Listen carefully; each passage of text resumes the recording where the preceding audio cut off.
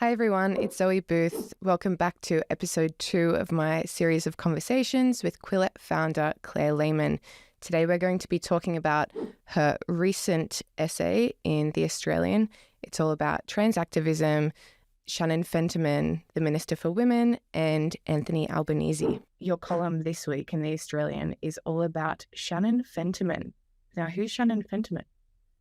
Okay, so she's the Queensland Minister for Women. She's now been appointed to the health portfolio. And the reason I wrote about her was because she had a freak out about a sticker being applied to her office window. And the sticker said, woman, noun, adult, human, female. And to me, this is, that's the dictionary definition of the word woman. It's a pretty basic statement of fact, but it caused this MP to have a reaction, and she wrote a very lengthy Instagram post saying that such views are, she doesn't have such views, Queenslanders don't have such views, and that they are discriminatory and they deny people's existence. And so I wrote my column about this, and I pointed out that you can't change the meaning of words that have been used for centuries for political reasons, for emotional reasons. And so I cited Orwell in my essay, and I also cited Ludwig Wittgenstein, who wrote in Philosophical Investigations that the meaning of words is communally defined. We understand meaning through the sharing of understanding. And so I cannot change the meaning of a word just because I want to. I cannot change the meaning of the word glass. Glass means glass. And so it's an interesting, it gets back to the philosophy of language. What do we mean when we say the word woman? Well, I would argue that we mean biological female. And I found that Fentiman, in her role as Minister for Women, had released a women's strategy for Queensland. In that strategy, she uses the words woman and female interchangeably. And so she refers to women's health issues like endometriosis. Now, if a woman is not a female, a biological female, then why is endometriosis a women's health issue? So this gets back to the philosophy of language. What do we mean by the word woman? Does it mean female? If it doesn't mean female, what does it mean? What do you think, Zoe? Well, yes, I agree that, woman is adult, human, female, and how else are we going to define it? I mean, the people who want to change the meaning think that they get it confused with gender roles, which I get. Gender roles can change over time, and they have. But we're talking about really important issues, health issues, endometriosis, cancer. You talked about prostate examinations and prostate cancer as well. So it affects men as well. We need to be able to talk about these things really clearly, or else people's lives are at stake, people's health. Yeah, and one thing that feminists did back in the 70s and the 80s, in the 20th century, is they separated out the concepts of sex and gender. And that's useful in many contexts because someone whose biological sex is female may not be feminine and might reject many of the what you would call gender roles that are normally ascribed to females, and that's fine. And I think it was useful to separate out the concepts of sex and gender. But what's happened is that we've now, in 2023, we've collapsed sex into gender and have basically come to a point where biological sex doesn't mean anything anymore. And gender, the concept of gender, which is the social role or the social construction, has usurped biological sex altogether. And like you said, that is dangerous. We still haven't worked out many women's health issues. There's still a lack of research into how men and women are different biologically and how we respond to different illnesses, how we have different responses to illnesses. And so to pretend that biological sex doesn't exist is catastrophic. Mm-hmm. I mean, we should be focusing more on biological sex, not less. Mm-hmm. Now, this might seem uncaring and not compassionate towards people who have transition genders, but I sort of think it's irrelevant. Someone can transition and be a trans woman or a trans man and be awarded respect and dignity and equal treatment and compassion without the rest of society denying that biology is a real thing. Yep. There's two separate things. Being entitled to humane, compassionate treatment is not a prerequisite or does not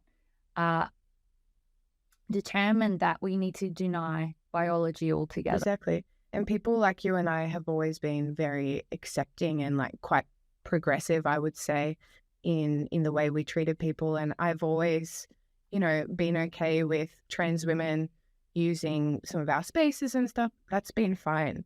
And I would treat those people as women because obviously they wanted to be treated as women, and I would respect that. That was like a decade ago. It's changed so that so many more people are identifying as trans. And that's the issue. As you were saying, the changing of the definition. Back in the day, trans people were fairly respectful of the binary and the respecting the word. Yeah. Yeah. And they would go to the doctors and say, I identify as a woman, but I'm a man. And, there wasn't this conflating of the two. Yeah, it's a collapsing of these concepts into each other and then and in effect erasing the biological distinction altogether, which is, I mean, people talk about the denial of biology, but it's even more fundamental. It's a denial of basic truth. True. And yeah. Can we talk about things that are true? Can we use concepts that are true? And if a minority of political activists can change or demand that the meaning of commonly used words be changed, or that the concepts that we use to understand truth be altered, I think it's a worrying path. For sure. And what I don't like is that Shannon's been really aggressive with this. Like she's been blocking, dissenters on Twitter. She blocked Sal Grover. I think she blocked Sal Grover's email a long time ago, actually. And she's just so, I don't know, aggressive in it. Whereas Anthony Albanese, for example, when he was questioned on what is a woman by Piers Morgan, he was just, to the point. I think this is what a woman is because that's what it is. Yeah. Adult human female. And he's not trying to, Shannon is trying to make people who disagree with her, mostly women, feel guilty about it. Make them seem like bad people when they're not. Yeah, I mean, she's a politician, right? And she, I don't know how much thought she's given to this topic, but politicians are in the business of appeasing constituencies. And if you're a progressive politician, you've got a lot of activists hanging around you demanding special treatment. And so, we can't, politicians are always going to be doing what they think is in their self-interest. They're not necessarily seeking the truth or expressing uncomfortable truth, and they've always been that way. And that's that's what Orwell was talking about in his essay, Politics in the English Language, because politicians are in the business of trying to cover up the truth. Often their language is full of euphemism, it's full of vagueness, it's and the famous quote from that his essay is, the language of politics makes murder sound respectable and gives solidity to pure wind. So I mean, it's kind of expected that people in her position, come up with these ridiculous slogans, but the rest of us don't have to accept it. Yeah. Which is my point. And I'm surprised that she thinks it's a good decision to, take this route, because she's in Queensland. It's not Victoria. And for people who are not in Australia, Victoria is probably one of the most progressive states that tends to vote more Green or Labor. Queensland, where she's from, she is a Labor Party member. She's not a Greens member. So I'm surprised she's taking such a sort of far left approach to the whole thing, because she's no doubt isolating many constituents. And as we were talking about before, she should look at the UK. Didn't do well. Exactly. For Nicola Sturgeon. People don't, the average Australian, especially in Queensland, we love Queensland, but, it's not Melbourne. The average person doesn't think that a woman is a man who decides he's a woman. Yeah. So it's really interesting how politicians can make poor decisions or poor political decisions in this area. I think in the United States, abortion is a really good example of how politicians on the right get it wrong. So most people are not particularly interested in politics, and for good reason. They have families, they have to look after children, they go to work, they have jobs, they have better things to do than to worry about what politicians are saying or doing.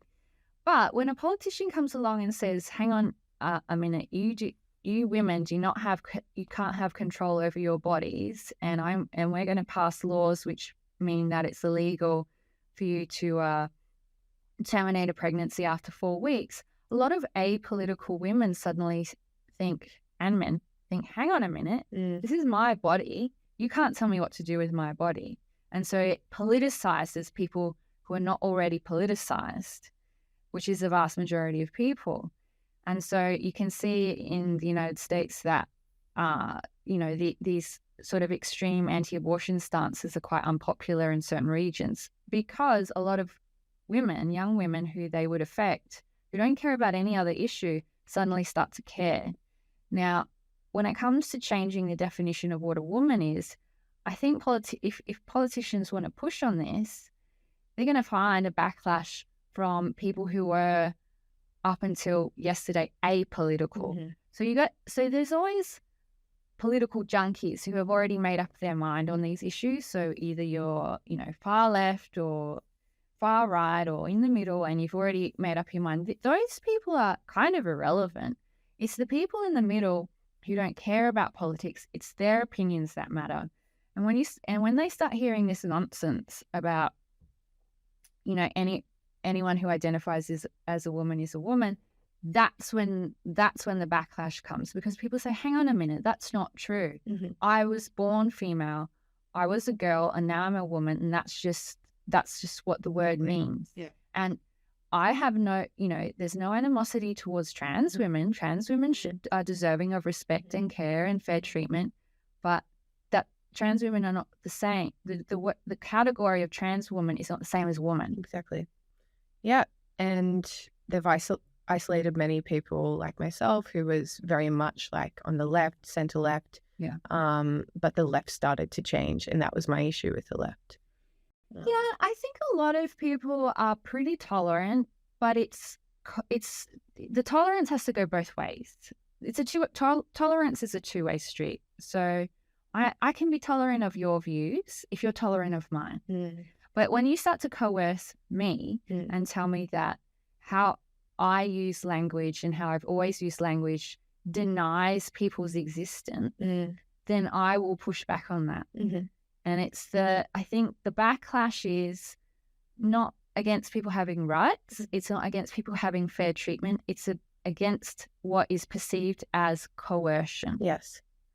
And would you say that's part of the reason you started Quillette? Did you feel coerced by some of this behavior? Well, you could say that I was one of those apolitical people who became politicized. I can't imagine you ever being apolitical. Well, in some ways I'm still apolitical. I try to be fairly neutral on a lot of subjects. So on a lot of issues, I am non-partisan. Have opinions, sure, but I was not politicized by trans issues. I was actually politicized by a lot of very weak argumentation that came from third wave feminists. Yeah, so I was politicized by that and what I saw as anti-scientific and anti-intellectual arguments. Yeah. But I mean, those have sort of now extended into trans activism. So, and that sort of bubbled up when you had your first child, right? Am I right in thinking that? Or maybe a bit before, but certainly definitely in my 20s, when gender and how you reconcile all of the different pressures when you're a woman, or how you reconcile all of the different things going on in your life is very top of mind. So when you're in your 20s as a woman, you have to figure out how much energy you're going to spend on your career, how much energy you're going to spend on finding a mate and having children. And so I had to make all of those calculations and think about that and figure it out on my own, because there's not a great deal of literature that tells you exactly what to do. It's a personal sort of journey that you have to go on. So I thought very deeply about those issues, and in thinking deeply about those issues, I decided that a lot of contemporary feminism was stupid. Yep. That doesn't. I have a lot of respect for early feminists, and I'm actually more appreciative of mainstream feminism now that I'm older, and that I have seen more of the barriers that women face in certain contexts.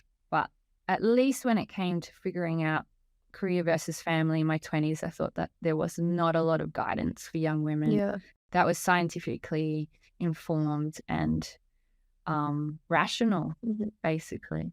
So what do you think is the biggest issue facing young women or women in Australia today? Like, what could be improved?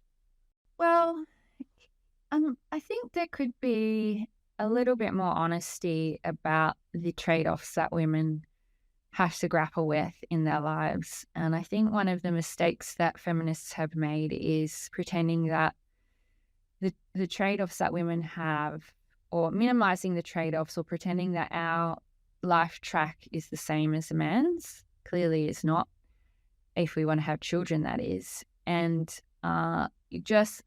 each individual woman has to make decisions earlier rather than later.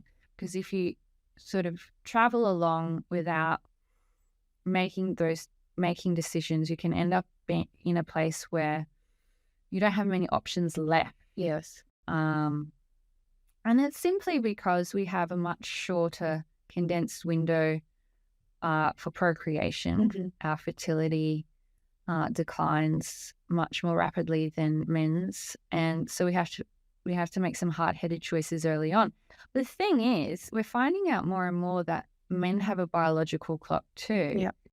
And so, all young adults really have to think about these issues, not just women. It's not entirely the responsibility of women. And I think as a society, we haven't been fully honest about these decisions, and we overemphasize the importance of career.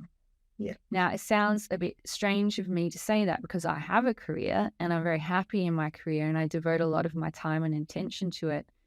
But my career started after I'd had my first child, and I made a deliberate choice to get married and have kids first. And I'm very happy with that decision, how it's worked out. Yeah, I guess that leads into the question of like how we can even have these conversations about planning a family and a career when, at least in some of the circles like that I grew up in with educated people and women who go, it's very common for women to go to university, things like that.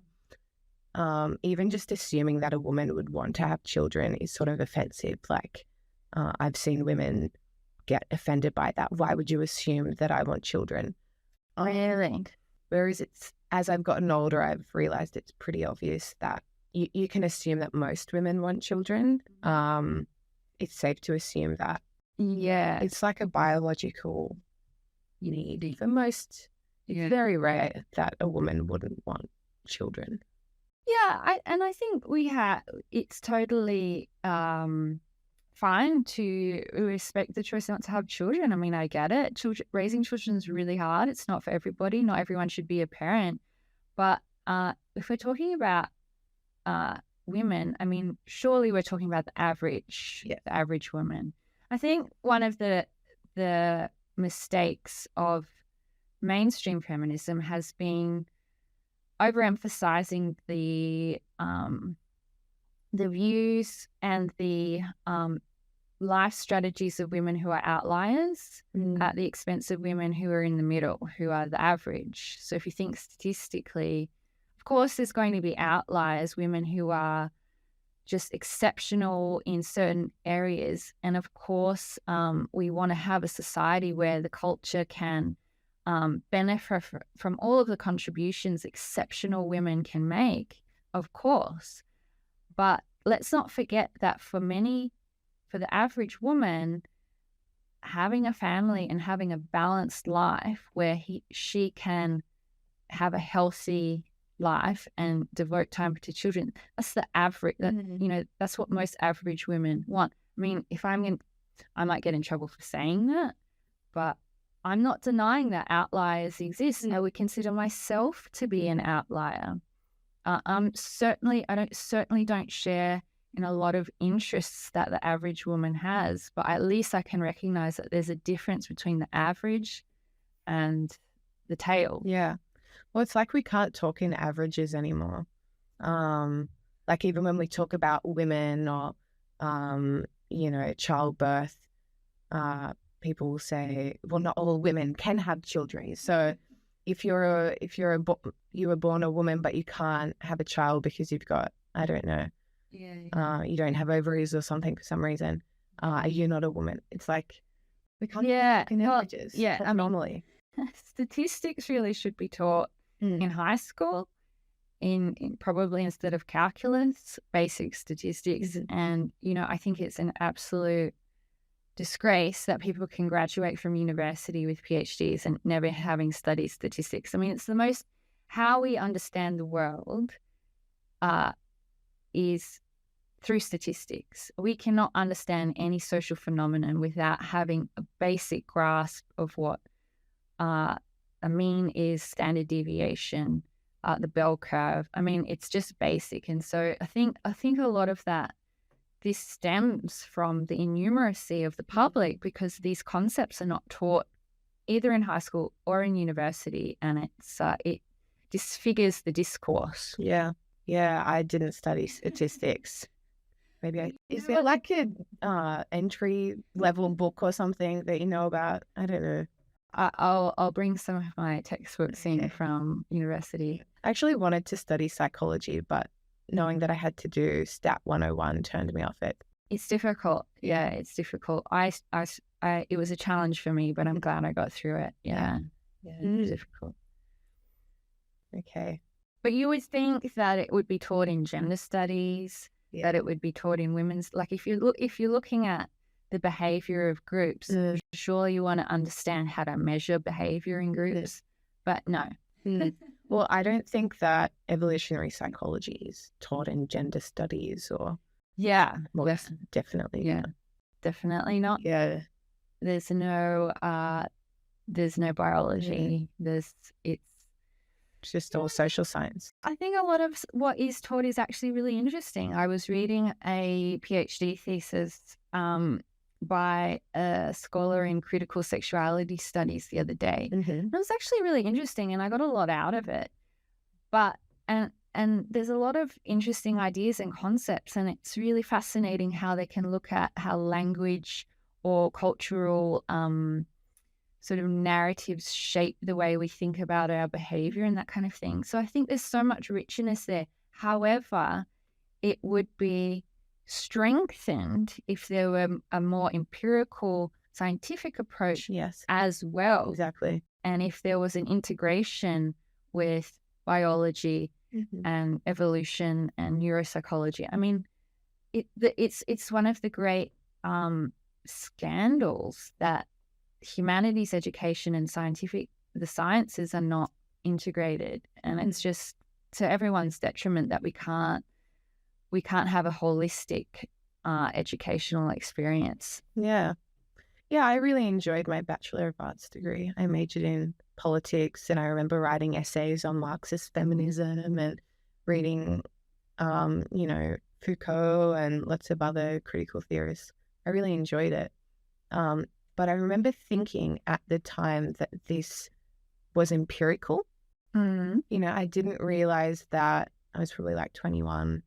I didn't realize that this was just a theory that was quite an obscure theory. Yeah. I thought it was the theory. Yes, I see what you mean. So the difference between Foucault's theories and the theories that you'll read about in psychology is falsifiability, basically. So that's Popper's idea where, a hypothesis has to be able to be disproven for it to become scientific. Now, Foucault's an interesting thinker, but a lot of his concepts and theories cannot be proven wrong, therefore they're not scientific. If something cannot be proven wrong, it's just, it might be interesting, but we don't really have any way of testing whether it's valid and a true reflection of reality. And that's the difference between just the theories of the humanities and the sciences. The sciences take the idea of truth very seriously. And to arrive at truth, we have to be able to test and discard hypotheses that are not, do not reach the threshold of truth. And the humanities have just never really taken that seriously, or they problematize the idea of truth altogether. So we cannot arrive at the truth because there's no such thing as truth. And this is how we get to this situation where we can't define what a woman is because there's no true definition of a woman. It's all just, it's all just however you feel all the way down.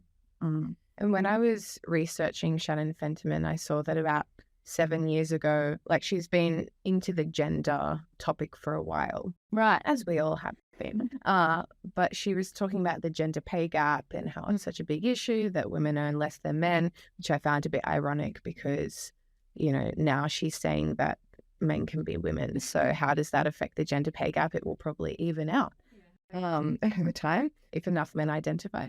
But yeah, we're still talking about the gender pay gap. I saw it in the news recently. There's a big push to improve it in Australia. What are your thoughts on the gender pay gap? Is it a big issue in Australia, would you say? Okay. So the gender pay gap is not a pay gap between men and women. It's a pay gap between mothers and everybody else. Oh, okay. So if you look at the data, you'll find that women in their 20s actually out-earn men in their 20s. This changes as soon as women have children for obvious reasons. Anyone who's had a baby or a child knows how labour-intensive caring for young children is. And so the gap, women take time off of work to look after their babies and young children. And so men start to progress further in their careers and they start to earn more. And so you get this income gap widening. Women who have children never catch up on average. So you'll have individual women who, of course, will catch up with their earnings. But because a lot of women will take a while to go back to full-time work or will never go back to full-time work, in the aggregate, women with children will never catch up to the earnings of men or women without children. Yeah. So academics call this the childhood penalty, which makes it sound bad. But if you ask mothers whether they'd give up their children for an extra $10,000 a year or whatever it is, I'm pretty sure most of them would say no. Yeah. Having children is a wonderful thing.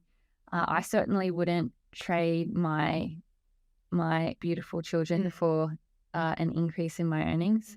So that's what the pay gap is. Now, can that be, can government intervention reduce that gap? Maybe. I don't know. Maybe there can be more assistance for mothers in getting back to work, but we shouldn't assume that all mothers just want to get back to work as soon as possible, and that it's even the best outcome for society to have mothers getting back to work as soon as possible, because, you know, they're doing important work looking after their children. Yeah. So I think that the average person doesn't know about that, because I've had arguments with some of my girlfriends who genuinely think that women are just being paid less. It's just as simple as that. There's some big conspiracy that, you know, women get paid less, even though if you look at the job contracts, you know, their awards, it's illegal to pay someone less just because they're a woman. So people don't understand the full context.